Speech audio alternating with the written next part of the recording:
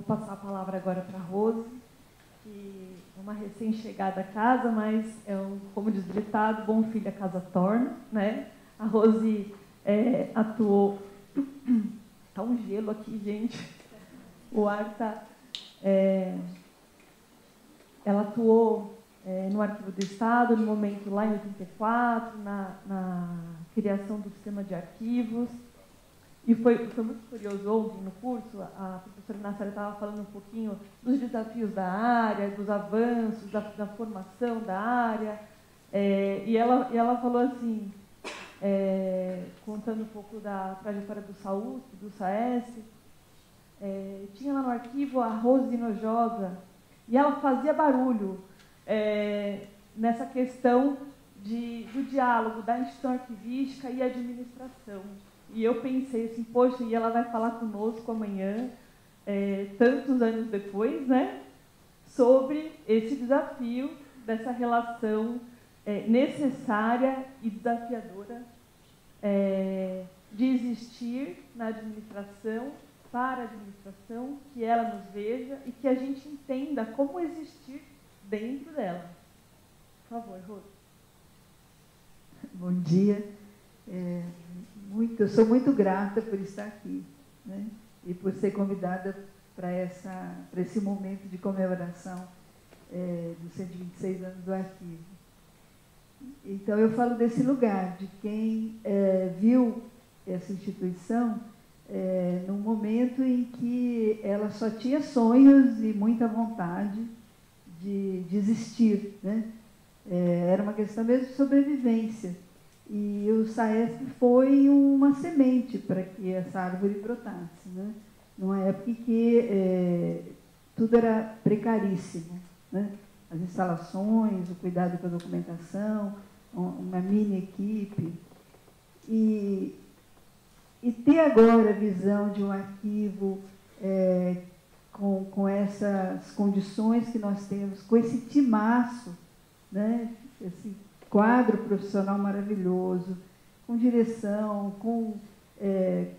trabalhando com as soluções para essa questão dos documentos natos digitais, que a gente, há décadas, né, já se preocupava, mas era muito difícil de inserir isso na discussão. Né? Realmente é um privilégio e eu agradeço muito, né, por essa oportunidade. Quero falar, então, desse lugar, né?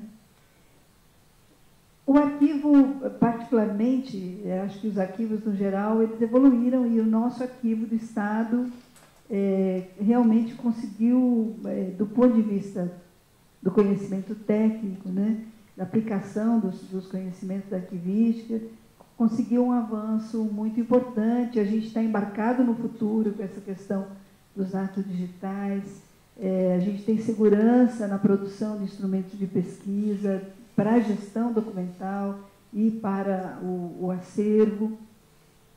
Então, esse é a nossa riqueza, o nosso primeiro desafio, né? A gente é uma escola, a gente já é uma escola, né? Uma escola não no sentido fechado de instituição que dá aula, né? Mas é uma escola a escola é, sobretudo, um lugar de aprender. E não só de ensinar, né, porque essas coisas são recíprocas, né, são faces de uma mesma moeda. Então, a gente precisa assumir esse lugar para nós mesmos, né, e para todos os públicos que a gente conseguir alcançar. Esse é um grande desafio, porque ele parece uma carga a mais, ele sugere que a gente vai ter uma atribuição a mais. Não, nós já somos isso.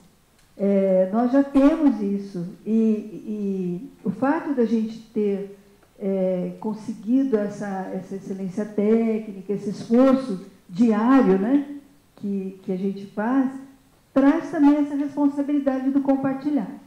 Né? Compartilhar de muitas formas. Né? Como a gente já faz, produzindo manuais, produzindo materiais, disponibilizando, mas também indo atrás de muitos outros públicos. Né? É para ensinar? Não, é para aprender, né? Porque quando a gente compartilha o nosso conhecimento, a gente é provocado a se rever, a gente enxerga inovações possíveis, né? Então, esse é um desafio bonito, interessante e que vale a pena a gente refletir sobre ele, né?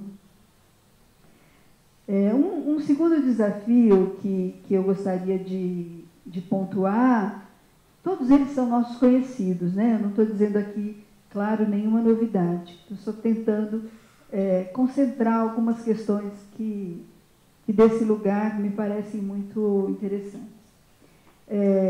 Então, a segunda questão que eu gostaria, o segundo desafio que eu gostaria de pontuar para todos nós, e que já está sendo dito aqui, inclusive com os nossos convidados, é a importância da gente conhecer profundamente a gestão pública, a produção das políticas públicas que geram os documentos, né? Alargar a nossa compreensão do princípio da proveniência. A gente já aplica, claro, né? Desde da gestão documental até a gestão do acervo, a gente já faz isso, a gente já vai lá pesquisar para saber como é que era o órgão. Mas eu estou falando mais do que isso. Nós precisamos conhecer todo o envolver das organizações. E no caso do Estado de São Paulo, do governo, do Poder Executivo do Estado de São Paulo, isso não é pouco, é muito complexo. E nós precisamos dominar isso, não fundo a fundo, né?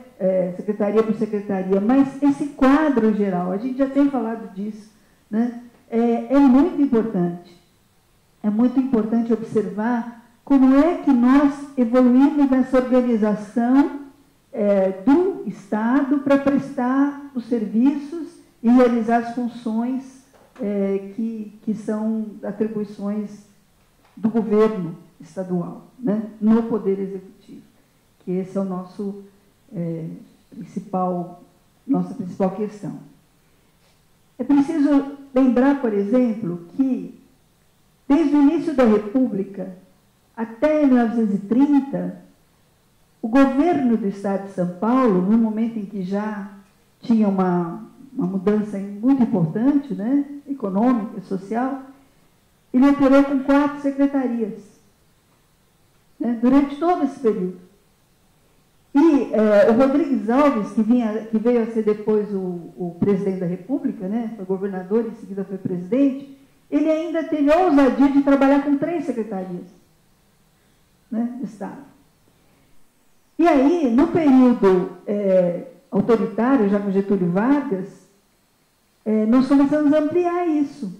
Essa conversa entre o que acontece no governo federal e o que acontece nos estados também é a nossa questão. Nós precisamos entender isso também.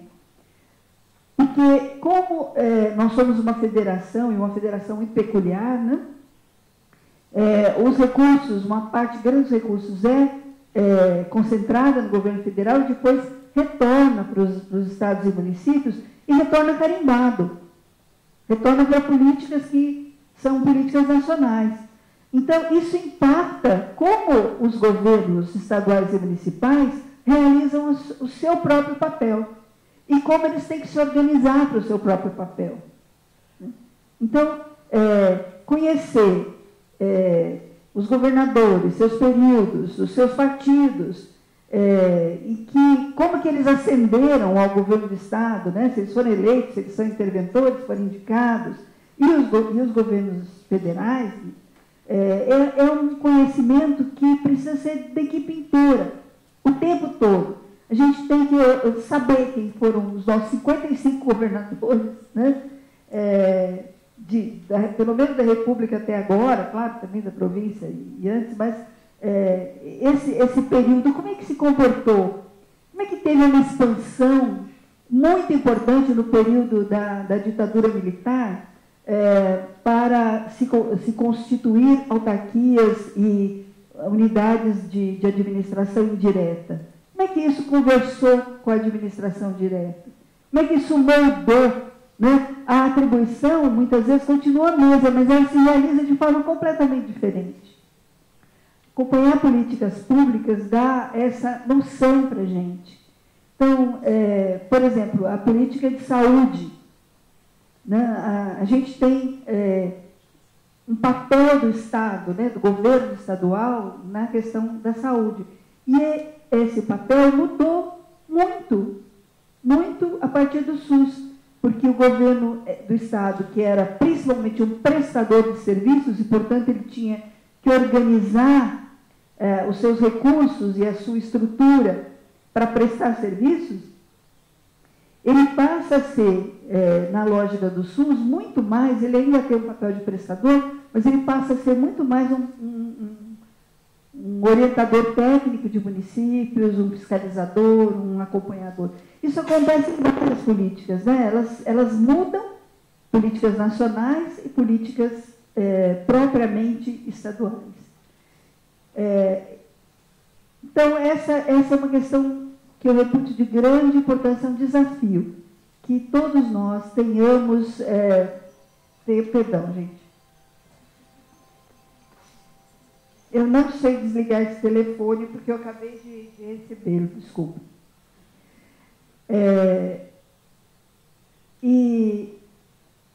Esse, portanto, é um grande desafio. Desafio de conhecermos, de termos intimidade com a organização do Estado como um todo, e com essa evolução e essas mudanças todas políticas, né? Hoje, por exemplo, nós temos 25 secretarias, né? Nosso governo se organiza, e isso sem contar todas as instituições da administração indireta, que também são parte do governo do Estado, né? Então, compreender isso, saber como é que em cada momento o Estado lidou com isso, é fundamental. E isso, eu ouso dizer que deve estar refletido no nosso quadro de fundos, deve estar refletido nas nossas descrições todas, né? E deve ser pensado lá também, claro, na gestão de documentos. E isso nos leva para o nosso terceiro ponto, né, que eu queria conversar, que é a questão dos sermos conhecidos pela própria gestão. Hoje nós temos uma conversa técnica, né, bem consistente, boa. Mas nós sabemos que a alta gerência, né, os secretários, chefes de gabinete, eles têm uma influência muito grande na condução da política de arquivos, né? Então, nós temos as cadras, as comissões todas, e conversamos com elas, mas elas precisam de apoio dos gestores, da alta gerência, né, para poder realizar o seu trabalho. Para que a gente receba os documentos finalísticos que estão lá, já temos, felizmente, delas produtas das cadras finalísticas, mas nós sabemos que há ainda práticas de guardar documentos nos gabinetes, documentos estratégicos para a gente compreender o envolver das políticas, e não por segredo, né?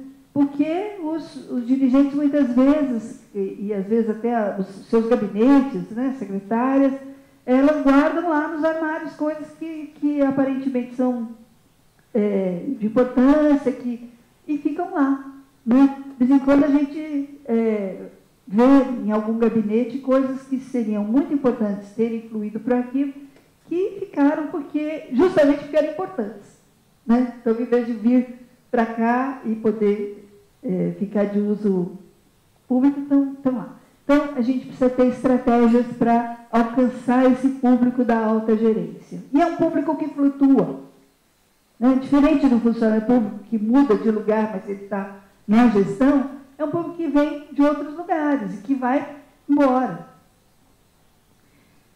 A gente tem uma oportunidade. Cada 4 anos, né, que muda tudo, é uma oportunidade. É um problema, mas é uma oportunidade. Então, a gente precisa já, né, isso diz respeito particularmente aos governos estaduais, né, e quem está no arquivo federal também, né, tem que pensar nisso.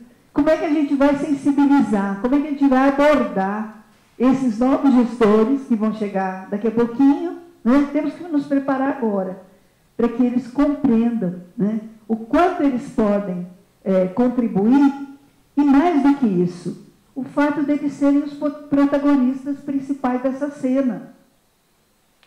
Porque eles é que vão induzir, né, as políticas. Uma mesma secretaria, com uma mesma atribuição, uma mesma estrutura, nós sabemos que ela tem condução muito diferente, conforme o secretário, conforme o gestor. Isso porque é importante para o arquivo? Porque os documentos são documentos com sujeito. Qualquer registro tem um sujeito, né? O autor não é a secretaria, o autor não é o órgão. Né? Ele é o gerador, mas quem é o autor da política, né, é o gestor. Então, por isso é que a gente tem que conhecer muito bem esses sucessivos gestores, né? E como é que isso se reflete na documentação que a gente recebe do órgão. Porque o órgão é habitado por pessoas, né? A estrutura do governo é habitada por pessoas. E essas pessoas é que dão diretrizes, e essas diretrizes estão refletidas na documentação que a gente recebe. E quando a gente prepara isso para ser acessada publicamente, é muito importante, né, que os nossos possíveis pesquisadores, consultadores, consulentes, possam compreender toda essa movimentação do Estado. E por isso, eu chego no quarto ponto, né, e último. O nosso prédio é um prédio perfeito, né? Muito boas condições para o documento. Mas ele é bem inóspito para as pessoas, né? A gente precisa dar um jeito dele ser mais atraente, né? Mais acolhedor, né? Isso parece firula, né? Nós arquivistas temos uma certa antipatia por curiosidades, né? Até porque sofremos isso em outras épocas, então a gente acha que atrair as pessoas com curiosidades é chato, né? Não é o nosso... A gente tem que mostrar, né? Mas a curiosidade é a mãe da pesquisa. A curiosidade é que nos leva para frente, a curiosidade é que nos faz ter vontade de investigar. E a nossa curiosidade tem que ter faíscas, né? A gente tem que acender, né? Então, por que a gente, com esse maravilhoso acervo, com o tratamento que a gente já tem, por que a gente ainda tem uma baixa consulta? Por que a gente, e não somos só nós, né? Por que os arquivos, em geral, são ainda pouco utilizados, né? Então, acho que tem um papel que é fundamental, que é o papel da difusão, que é o papel da comunicação. Essa realmente é a terceira parte que eu acho que precisa ser fortalecida nessa instituição e em outras, né? Que nós precisamos chegar aos diferentes públicos que podem se beneficiar do que a gente tem. Senão a gente fica só como guardador, né? Então, para o arquivo vivo, eu fico pensando, quando a gente vai numa livraria, a não ser que a gente vá sabendo o que quer, um catálogo bonito, bem feito, ele é importante, sempre é, né? E é indispensável. Mas ele não basta para acender a nossa faísca de vontade de comprar outras obras, de conhecer autores novos. Quando a gente encontra um atendente que é muito simpático, mas que não sabe do que a gente está falando, mas quando a gente encontra um parceiro, né, isso acontece, né, com todos nós. A gente vai, às vezes, numa livraria e tem lá um atendente que fala para a gente, olha, sabe, saiu não sei o quê, olha aquele autor, né? A gente tem que aprender a fazer isso aqui também, né? Porque a gente tem um tesouro muito grande, mas muito inexplorado. Então, tem formas de acender essas faíscas, né? E a gente precisa olhar como outras instituições, outras que fazem outras coisas, não só arquivo, como é que elas fazem para atrair as pessoas, E em atraindo, sim, oferecer toda a qualidade que a gente tem do nosso trabalho técnico, né? Então, tem um trabalho de comunicação, de difusão, que é muito importante. Então, esses são alguns dos desafios que, numa visão de quem vê um arquivo que andou anos-luz, né, lá da década de 90 para cá, ainda enxerga e gostaria muito de poder contribuir, né, nessa trajetória. Eu agradeço de novo e muito por estar aqui.